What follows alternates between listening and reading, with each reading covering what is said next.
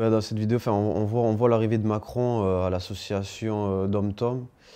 Et en fait, on peut voir qu'il est, voilà, qu'il est pas mal accompagné de journalistes. C'est une vraie cohorte derrière lui, quoi. Déjà, on voit très bien que Macron, il arrive dans le quartier façon bulldozer. En fait, il fait comme les autres politiciens, c'est-à-dire venir à la paillade, faire le buzz. On voit vraiment que tous les journalistes se jettent dessus, quoi. Tout le monde n'arrive pas à prendre son image. C'est vraiment assez spécial. Moi, j'ai trouvé ce moment assez ridicule, assez drôle. Quand on prend un peu de recul sur l'instant, on se rend vite compte que tout ça est savamment orchestré, que cette séquence met en exergue, si vous voulez, le jeu qu'il y a entre les politiques d'un côté et les médias de l'autre. Pourquoi accorde-t-on autant d'importance à Emmanuel Macron quand on n'en accorde que très peu à des acteurs locaux qui sont créatifs et qui innovent réellement chaque jour pour que demain soit meilleur? Voilà, quand je vois la cohue journalistique que génère la venue d'Emmanuel Macron, c'est évidemment la première question que je me pose.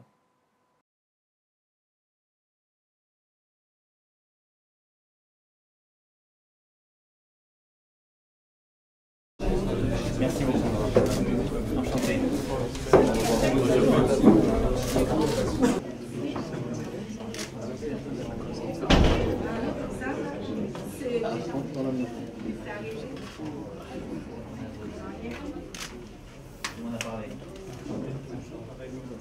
Moi j'appelle ça des entreprises sans scrupules et sans charge.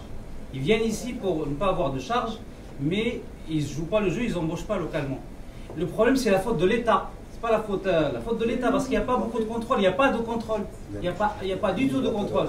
Une société, elle est contrôlée, M. Macron, ici, pour un contrôle fiscal. Il y a un contrôle chaque 5 ans, 6 ans, 7 ans. C'est trop tard. L'URSSAF, par exemple, pour les charges sociales, il vient contrôler chaque 8 ans. Il y a eu un passage, il y a quelques années, sur la zone franche. Donc c'est un problème de l'État. J'ai, monsieur le ministre, demandé aux jeunes, j'ai 25 salariés, j'ai une quinzaine du quartier. Ils ont un bac plus 5 en comptabilité, monsieur le ministre. Bac plus 5 en comptabilité. Moi je parle en comptabilité, alors qu'il y a d'autres experts comptables qui sont dans le quartier qui n'embauchent pas. Voilà un exemple. Parlons de la comptabilité. Moi, j'arrive à trouver Badr, c'est un jeune qui est né ici à la Paillade. Ouais. C'est mon premier salarié, il vient de la Paillade, il est né ici. Oui, il y a les jeunes qui travaillent, ils ne trouvent pas de travail à cause de l'adresse. Parce que si tu dis dans l'adresse la Paillade, personne ne te prend. Aujourd'hui, vous avez tous le sentiment d'être en fait enfermés dans le quartier. Effectivement, qu'aujourd'hui, ce qui se passe, c'est qu'on va orienter des entreprises, on va mettre en place, des entreprises qui n'ont pas forcément des possibilités d'embauche de personnes qui pourraient effectivement être dans le quartier. Donc on va mettre soit des entreprises qui sont dans des SS2I ou des entreprises qui vont embaucher des gens qui ont un diplôme ou qui sont dans le numérique, ou des structures qui ne peuvent pas effectivement trouver de l'emploi ici. Donc il n'y a pas une cohérence entre les entreprises qui viennent s'implanter en zone franche et la population. La France n'est pas un pays pour autant multiculturel. Et donc, ce n'est pas un pays où on se construit à travers des communautés qui s'enferment. Voilà. Donc, quelle est la voie pour moi qu'il faut privilégier? C'est une voie où tout le monde doit trouver sa place avec ses différences. Et chacun, du coup, s'y trouve avec ses différences. C'est ça la République française. C'est ça qu'on parle beaucoup de laïcité en ce moment. Mais la laïcité, c'est un principe dans lequel on est tous différents. Madame, elle a le voile, etc., elle a sa religion, elle est là, on est dans un espace public, c'est des consciences éclairées. Non mais je dis ça, je fais exprès, parce que c'est ça la laïcité. C'est que vous puissiez exprimer votre religion, etc., dans l'espace privé, mais on se respecte dans l'espace public. Mais en même temps, qu'il n'y ait pas de fait des quartiers qu'on enferme. Et donc ce qui ne fonctionne pas, et ce que vous décrivez depuis tout à l'heure, l'enclavement, c'est en fait une assignation à résidence, économique, sociale, culturelle, où en fait on dit aux gens, vous êtes les bienvenus dans la République, mais vous n'avez pas les mêmes moyens que les autres de vous en sortir. Et du coup, on le voit bien, ça construit de la frustration, du ressentiment, de la haine. Et c'est là-dessus, parce qu'on n'en a pas parlé, mais c'est là-dessus aussi que prospère, derrière. Parce que moi, je me félicite d'avoir des associations comme les vôtres, les associations. Je préfère les associations comme Madame. Je sais. Mais je préfère ça parce qu'on n'en a pas parlé, on peut s'en dire deux mots aussi pour mettre les pieds dans le plat. Je préfère ça avoir les salafistes. Dans cette vidéo, Emmanuel Macron, en fait, on pourrait dire que la vidéo se découpe en deux parties. Il y a une première partie donc, où bon, les membres associatifs parlent des problèmes qu'ils voient, dont ils sont témoins, en particulier ici à La Paillade. Et il y a une deuxième partie où il essaye de faire une analyse, en tout cas, en reprenant les termes de ce que les membres associatifs ont utilisé. Et finalement, il n'apporte pas réellement de réponse. Ça part assez bizarrement parce que ça dit je préfère vos associations, comme vous, je préfère vous aux salafistes. Et je ne pense pas que ce mot a été employé, au hasard. Il s'est permis de parler des salafistes, chose qu'il n'aurait pas faite par exemple à Paris dans le 6e quand il a rencontré l'association des Lions Club. C'est quelque chose qui ne serait pas permis de faire. Et là, peut-être que le fait d'être dans un quartier populaire, il s'est dit, bon, ben, justement, je vais renvoyer cette image un peu négative de ces quartiers. Et puis aussi le fait qu'il y ait eu ce débat avec la personne par rapport au salafisme, il a voulu aussi montrer quelque part que quand on va dans un quartier, il y a toujours des problèmes et qu'il y a toujours un peu de confrontation. Moi, je trouve que cette séquence, elle met encore une fois en exergue le jeu qu'il y a entre les médias et la politique, mais cette fois, c'est beaucoup moins drôle. Et moi, ça me suscite un sentiment de colère. Je suis en colère parce que tout ce qu'on retient de la venue d'Emmanuel Macron à La Paillade, c'est que La Paillade, c'est un quartier populaire, un quartier difficile dans lequel on s'enferme et donc dans lequel naît le salafisme. Voilà. Je trouve que le raccourci est tellement inquiétant que je serais plutôt tenté ici de dénoncer cette rhétorique clientéliste qui joue le jeu des médias en débordant sur des sujets explosifs et qui associe volontairement les quartiers populaires au salafisme. Voilà. Pour moi, cette connotation systématique de la part de toute la classe politique, elle est assez écœurante et moi, elle me dérange profondément. Les problèmes énoncés au début, qui sont les problèmes à propos de la zone franche, les problèmes d'emploi, les problèmes d'intégration à l'école. C'est vrai que finalement, ça a été évoqué au début, puis ça a été très vite balayé, quoi. Et finalement, le débat ensuite s'est tourné sur le sujet du salafisme. Finalement, je pense pas réellement que ce soit le sujet numéro 1 dans l'esprit des personnes qui ressentent une forme d'exclusion, en tout cas ici, à La Paillade. Donc c'était peut-être...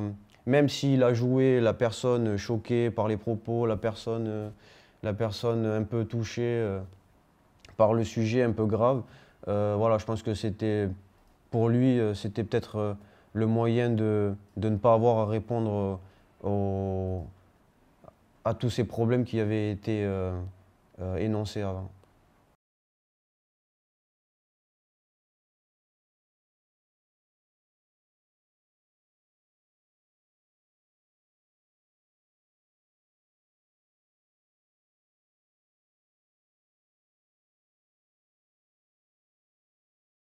Vous laissez rentrer ou pas? Vous voyez là ça? Est-ce que je peux vous faire rentrer? Non, je peux pas. Donc on va faire sortir des mecs. Vous voyez? Donc franchement... Bon, promesse tenue, il faut la tenir jusqu'au bout. C'est M. Adewa de Kaina TV, oui. C'est les jeunes reporters citoyens numériques. Alors, ils ont quelques questions à vous poser, ils ont préparé ça, ça fait 2 jours qu'ils sont là-dessus. On a le temps d'une question Ah non, pas une question. Désolée, en fait on a vraiment un timing très... Okay, allez-y, nous aussi on a un timing super costaud. On doit monter ça pour ce soir. Ouais. Non, comprenez. L'engagement. Allez, 2 questions. On travaille des questions. 2 questions, comme ça c'est fait. 2 questions et pas de négo. Tac. Voilà. C'est parti. Allez-y. On part sur 6 et après on négocie à 5. Allez, c'est parti. La première question, c'est Tom qui va vous poser la question. Monsieur Macron. C'était moi le premier à poser mes questions. Je me souviens que c'est un moment qui m'avait bien foutu la pression. Parce qu'en même temps, on était 6, on avait 6 questions, on devait les poser à tour de rôle. Et puis là, sur le moment, je comprends vite que c'est moi qui vais poser les 2 seules et uniques questions. Donc ouais, ça m'a mis un peu la pression. D'autant que je n'avais jamais interviewé un homme politique dans ces conditions. Donc tous les ingrédients n'étaient pas réunis pour que ça se passe de façon idéale. Mais bon, en finalité, il a répondu à 4 de nos questions. Donc moi, j'ai pu en poser 2.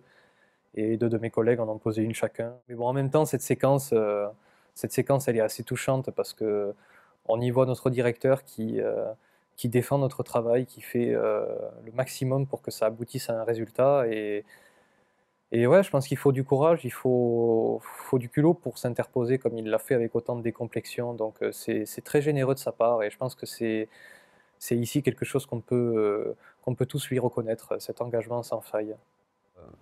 On a vu que voilà, on avait cette envie, on avait ce projet d'aller jusqu'au bout, de lui poser ces questions et on l'a fait, bien qu'on ait essayé de nous empêcher de le faire. Moi, je le vois comme un tonton, une personne qui comment dire, enfin, pour lui, ça a de l'importance que nous, on puisse l'interviewer. Qu'on ait cette expérience, qu'on puisse se dire, voilà, on a interviewé un politique il y avait le petit journal France 2 qui voulait avoir des interviews et qui a forcé la main pour qu'on puisse l'interviewer, quoi. Donc pour moi, c'est assez important par rapport aux collègues, par rapport à moi aussi, de le voir en interview, de pouvoir vivre ce moment avec lui et qu'on ait cette expérience, quoi. Ce que j'aime dans cette vidéo, c'est de voir que voilà, que l'audace, la persévérance, tout ça, qu'on a pu mettre en œuvre pour aller jusqu'au bout de notre idée. Voilà, je trouve qu'on peut en être fier. Et finalement, on est arrivé à ce qu'on souhaitait, c'est-à-dire lui poser les questions qu'on a voulu et il y a répondu. Voilà. C'était notre mission et je trouve qu'on l'a menée à bien.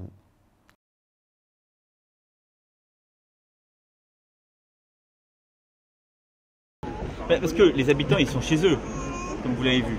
Donc, ce qui est important, c'est aussi de pouvoir être au contact de celles et ceux qui travaillent avec les habitants dans les quartiers. C'est pas un choix exclusif de l'autre. Je vais au contact de tout le monde. Je le fais selon les déplacements. Là, il y avait une association qui est très impliquée depuis plusieurs années avec une épicerie sociale, avec justement les actions de soutien scolaire, avec des sorties, de la couture, de la cuisine, donc qui est très complète, qui voit beaucoup des préoccupations du quartier, avec des femmes et des hommes du quartier qui justement sont mobilisés et se retrouvent ici. Ça m'apportait de pouvoir échanger avec eux, avec les habitants du quartier qui en sont les bénéficiaires, et puis échanger avec les différentes associations présentes, parce que les associations, c'est ce qui tricote un peu le quartier, vous voyez, c'est ce qui permet de s'organiser, de créer de la vie en commun. Je ne vais pas aller chez les gens directement, je vais aller sinon en fait. On a fait du porte-à-porte pour poser des questions, mais je n'allais pas débarquer chez ces messieurs-dames. Je trouve que c'est un peu fort. C'est un peu fort de venir me dire que s'il n'a pas pu rencontrer les habitants, c'est parce qu'ils étaient chez eux. Quand le matin même se tenait le marché aux puces de la Paillade, qui est l'un des plus fréquentés de la métropole. Je veux dire, si Emmanuel Macron n'a pas rencontré les habitants ce jour-là, c'est pas parce qu'ils étaient chez eux. C'est parce qu'il n'a pas voulu les rencontrer. C'est parce qu'il n'a pas fait le nécessaire pour les rencontrer. Et en même temps, voilà, c'est quelque chose d'assez symptomatique d'un malaise récurrent qu'il y a dans toute cette classe politique qui méprise les exigences du peuple, qui n'en a rien à faire de ce qu'on pense, parce qu'ils essaient d'abord de nous imposer des façons de voir les choses, des façons de faire les choses, des façons d'évoluer, avant de porter les initiatives et les exigences du peuple. Donc moi j'estime qu'aujourd'hui on a davantage besoin de leaders qui sont prêts à construire avec nous, en fait, qui sont prêts à mettre en place une démocratie participative. Donc, je comprends qu'à l'époque, c'était difficile de mettre en place une démocratie participative, parce que quand il fallait faire parler tout le monde, c'est un peu compliqué quand on est 60 millions. Mais aujourd'hui, à l'heure de l'Internet, c'est techniquement possible de mettre en place une démocratie rapprochée des gens, que tous on puisse interagir, en fait, avec l'évolution de notre pays. Et donc là, voilà, dans sa réponse, il admet lui-même qu'il n'est pas du tout pour cette démocratie-là, que lui, il est pour une démocratie telle qu'elle existe aujourd'hui. Et voilà, moi je pense qu'on a tous la volonté que ce système-là puisse changer, que ça puisse évoluer dans le bon sens.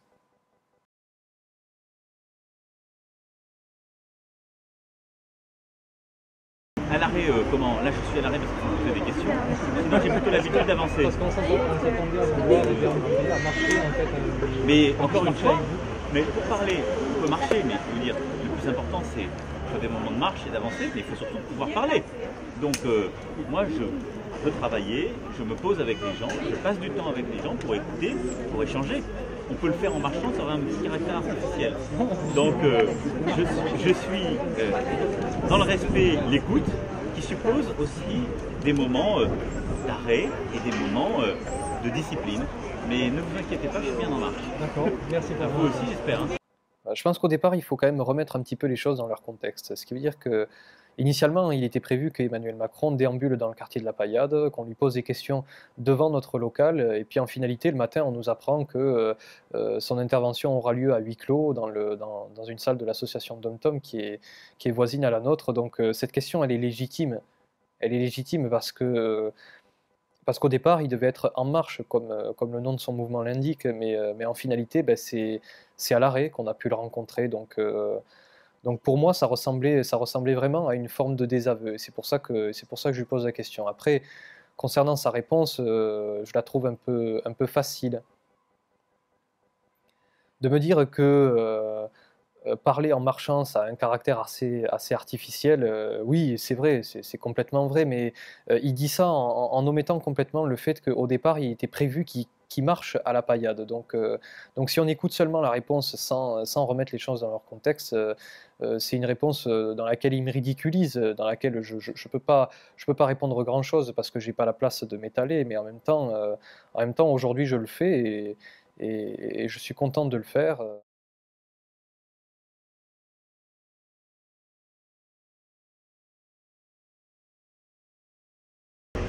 Alors, je pense que la peur, elle a plusieurs ressorts. Je ne pense pas qu'ils vous décrivez du fait de la peur, ils peuvent ne pas se reconnaître. Après, ça dépend aussi des représentations qu'on se fait. Donc, je vais répondre en deux temps. D'abord, sur la peur elle-même, je pense que les gens ont peur de ce qu'ils ne connaissent pas.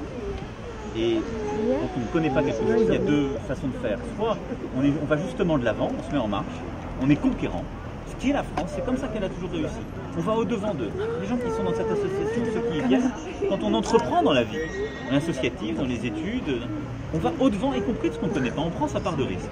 Puis on découvre, on voit que c'est pas si différent. On voit qu'on a des choses en commun. C'est comme ça qu'on arrive à vivre ensemble.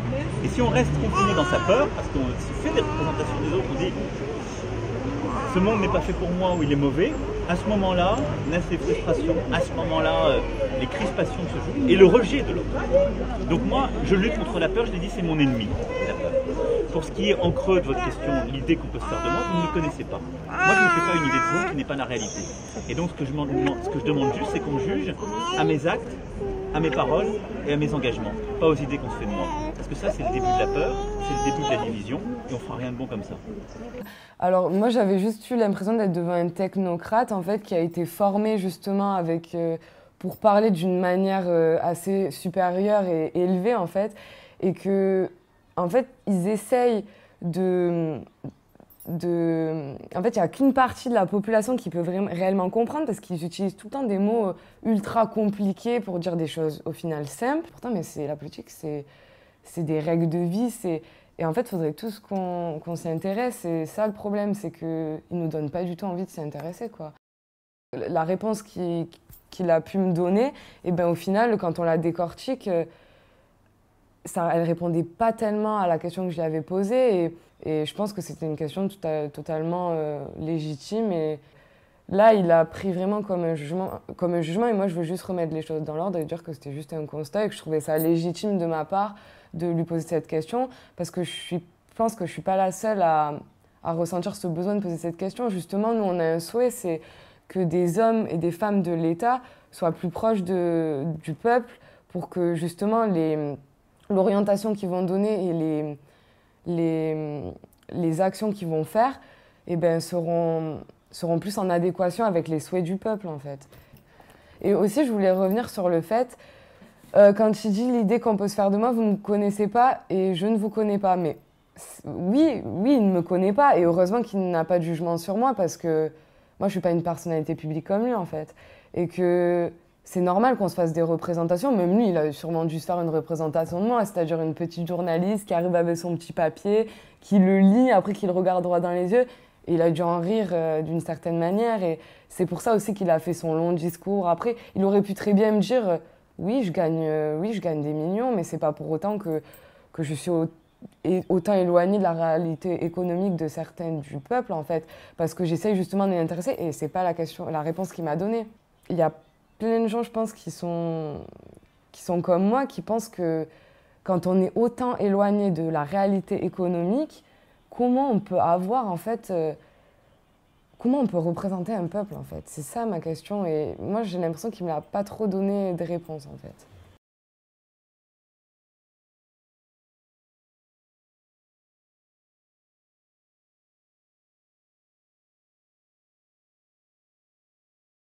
Non, je ne t'ai pas donné d'espoir parce que j'avais dit, si j'avais dit, je promets à tous les jeunes de devenir milliardaires, je donnerais des espoirs.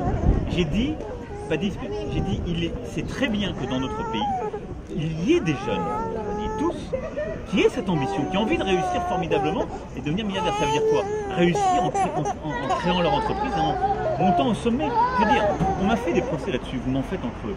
J'entends bien, mais vous faites des procès à Zidane parce qu'il est très bon au foot. Dans le quartier, ceux qui se mettent à jouer au foot, ils ont envie de jouer au foot comme moi? Excusez-moi, c'est une exception quand même. Mais d'accord, attendez, mais je suis en train. J'ai pas dit que tous les jeunes vont devenir milliardaires. J'ai dit pourquoi on voudrait expliquer aux gens qu'eux, ils n'ont pas droit à la réussite et qu'on aurait le droit de réussir moyennement en France. Non, les gens qui ont envie de réussir dans l'entreprise, il faut qu'on puisse réussir formidablement en France.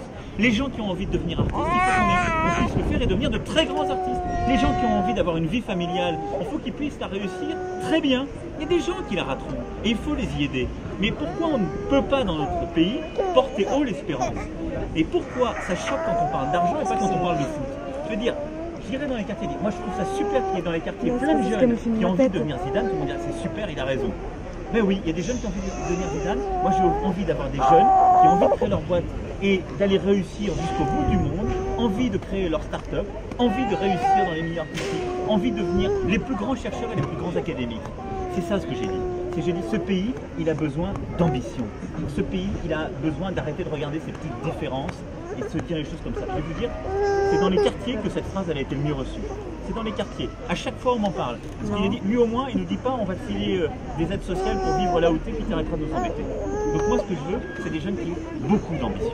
Après, chacun, il faut donner des moyens. Le rôle des pouvoirs publics, c'est pas de donner l'ambition des jeunes, c'est pas de promettre. Moi, j'ai pas promis. Mais je dis, très bien qu'il y en a qui l'ont. Et c'est pas une ambition exclusive. Et après, les pouvoirs publics, ils doivent donner les moyens de réussir.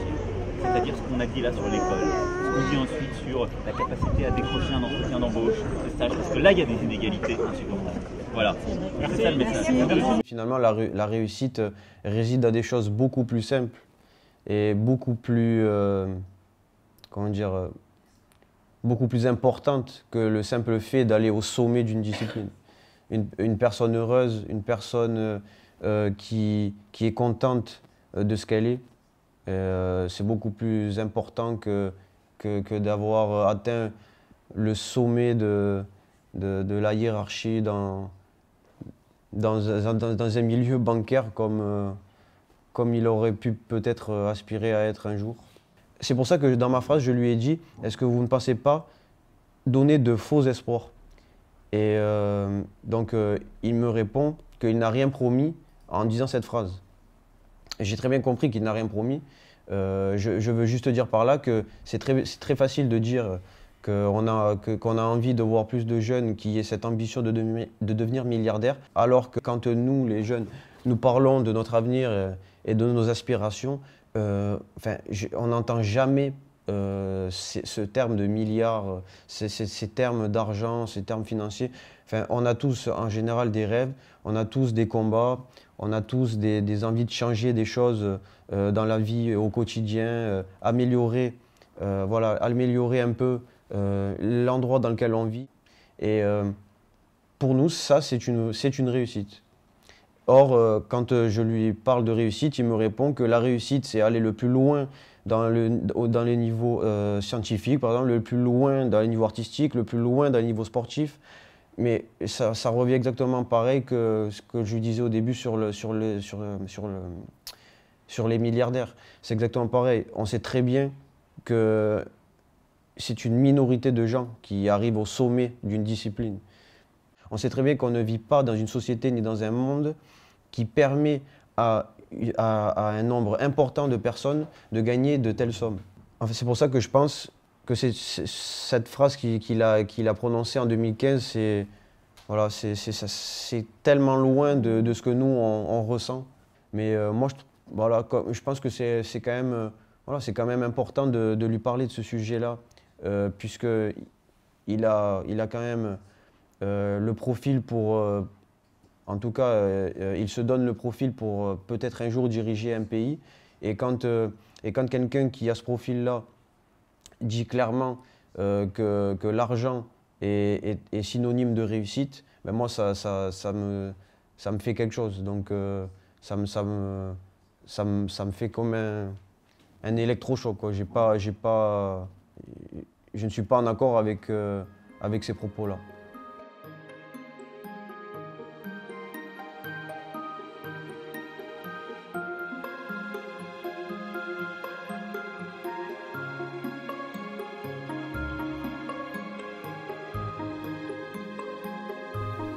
Si nous avons fait cette vidéo, c'est parce que nous pensons qu'il est noble de porter haut un message fort. Celui d'une jeunesse qui éprouve de la défiance à l'égard de toute la classe politique de son pays. Celui d'une jeunesse qui a encore de l'espoir et qui aspire chaque jour à un peu plus d'humanité. Celui de la jeunesse d'un monde qui change. Celui d'une jeunesse qui a la volonté de se battre en faveur d'un monde meilleur. Plus juste. Plus solidaire. Plus vivant. Un monde dans lequel on se sentirait plus proche les uns des autres. C'est ce que nous défendons. Et vous, qu'est-ce que vous pensez d'Emmanuel Macron ?